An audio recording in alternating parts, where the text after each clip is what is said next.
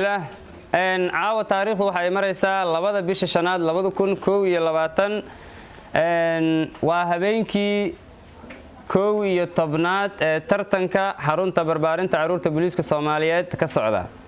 tartankan waxa uu u dhaxeeyaa fasalada koowaad ilaa iyo fasalka 8aad si qurux badan ayuu u socdaa waxaana taabo gelinaya hay'adda IHAD oo ah hay'ad islaamiya oo ka shaqeyso dalka iyo dibadda. waayahay waxaan leenahay madaxda hay'adda IHAD meel kasta ay joogaan gaar ahaan kuwa jooga dalka Jarmalka iyo mas'uuliyiintooda xamar u joogto ugu horeeyo Maxamed Faarax iyo Faadumo waxaan leenahay aad u mahadsantihiin. su'aaluhu waxay ka koobnaan doonaan ilaa iyo 8 su'aalood fasal walba la weydiin doono iyo dhammaan maadooyinka asaasiga dugsiga hoose dhexe lagu barto. caawa waxaa halkan ku tartami doona taliska ciidanka booliiska gruubka magacaas ku tartamaya iyo gruubka ku tartamaya magaca ogaalka dunida. su'aasha ugu horeyso taliska ciidanka booliiska gruubka ku tartamaya ayaa lahaan doona mar labaad iyo mar saddexaad waxaan u mahad celinaynaa taabageliyaasha barnaamijka oo ah hay'adda IHAD iyo madaxdeedu oo ugu horeyso madaxda ku sugan magaalada Muqdisho Soomaaliya u joogta ee ah Maxamed Faarax iyo Supervisor Faadumo.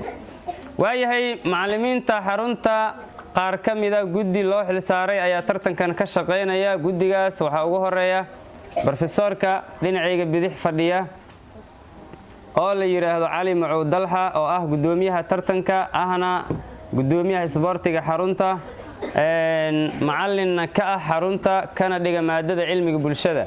macallinka garabkayga bidix fadhiya oo isna in badan aad aragteen kana tirsan guddiga xubin ka mid ah macallin xisaabta dhigana ah macallin Cabdalla ayaa la yiraahdaa. sidoo kale macallinka ku xiga oo ah macallin ka tirsan macallimiinta xarunta maadada technology-ga dhiga oo isagana guddiga ka tirsan. waxaan leenahay dhammaan hay'adda IHAD iyo tiimkeeda ku sugan dalka Jarmalka iyo intii Soomaaliya ku sugan iyo caalamka intiisa kale aad baad u mahadsantihiin. Ramadaan Kariim ayaan leenahay.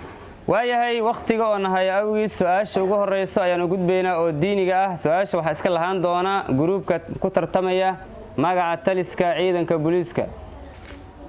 haddaan idin xusuusiyo shuruucda waa la yaqaanaan u maleynaya.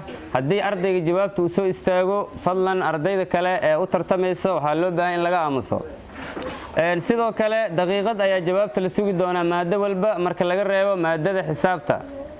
waayahay su'aasha ugu horeysa taliska sidan ay u dhacaysaa su'aal diini ah waaye.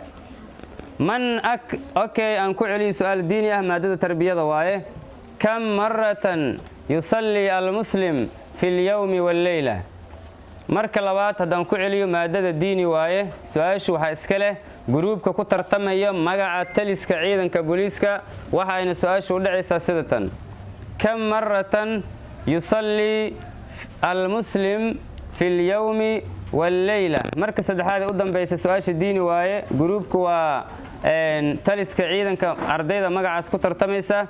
su'aasha waxa weeye كم مرة يصلي المسلم في اليوم والليلة. هل دقيقة يا الذين سجدونا إن شاء الله.